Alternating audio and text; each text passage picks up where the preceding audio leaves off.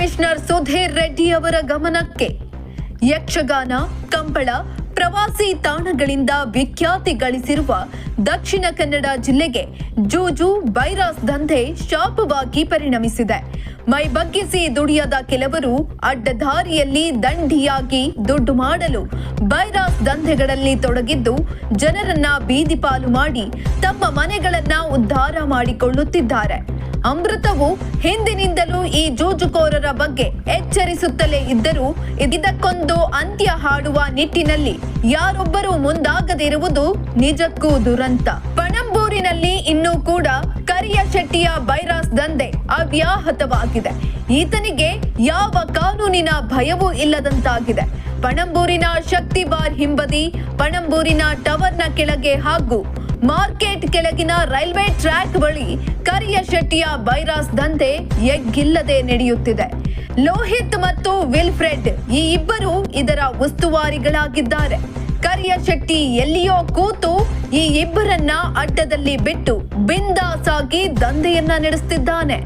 ಇದರಿಂದ ಜನಸಾಮಾನ್ಯರು ಬೀದಿಗೆ ಬೀಳುವಂತಾಗಿದೆ. ಈ ಬೈರಾಸ್ ದಂಧೆಗೆ ಅನೇಕ ಕಲಾವಿದರುಗಳಿದ್ದಾರೆ. ಕರಿಯ ಶೆಟ್ಟಿಯ ಹಿಂದೆ ಸೈಲೆಂಟ್ ಪಾರ್ಟ್ನರ್ಗಳ್ಯಾರು ಎಂಬುದು ಅಮೃತಕ್ಕೆ ತಿಳಿದಿದೆ. ಮುಂದಿನ ಸಂಚಿಕೆಯಲ್ಲಿ ಇದರ ಬಗ್ಗೆ ಸವಿವರವಾಗಿ ಹೇಳುತ್ತೇವೆ. ಆದರೆ ಎಷ್ಟೇ ಎಚ್ಚರಿಸಿದ್ರೂ ಸಹ ಕರಿಯ ಶೆಟ್ಟಿಯ ಈ ಬೈರಾಸ್ ದಂಧೆಗೆ ಅಂತ್ಯ ಹಾಡದಿರುವುದು ಪೊಲೀಸರ ವೈಫಲ್ಯವೇ ಆಗಿದೆ. ಪಣಂಬೂರು ಎಸಿಪಿ ತನಗೆ ಪೊಲೀಸ್ ಕಮಿಷನರ್ ಅವರು ಆತ್ಮೀಯರಾಗಿದ್ದಾರೆ.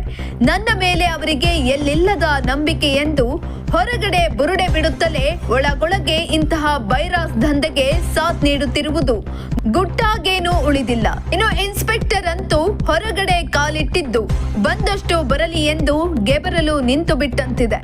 ಸಿಸಿಬಿ ಪೊಲೀಸರು ಕೂಡ ಈ ಬಗ್ಗೆ ಮೌನವಾಗಿರುವುದು ಹಲವು ಅನುಮಾನಗಳಿಗೆ ಎಡೆಮಾಡಿಕೊಟ್ಟಿದೆ.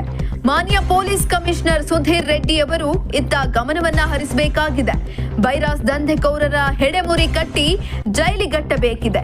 ಇಲ್ಲವಾದ್ರೆ ಅನೇಕ ಬಡವರು, ಜನಸಾಮಾನ್ಯರ ಬದುಕು ಮೂರಾ ಬಟ್ಟೆಯಾಗುವುದು ನಿಶ್ಚಿತ.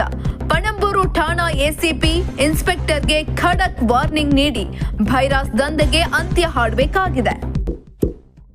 ಇಂತಹ ಇನ್ನಷ್ಟು ವಿಡಿಯೋಗಳಿಗಾಗಿ ಲೈಕ್ ಮಾಡಿ, ಫಾಲೋ ಮಾಡಿ, ಶೇರ್ ಮಾಡಿ.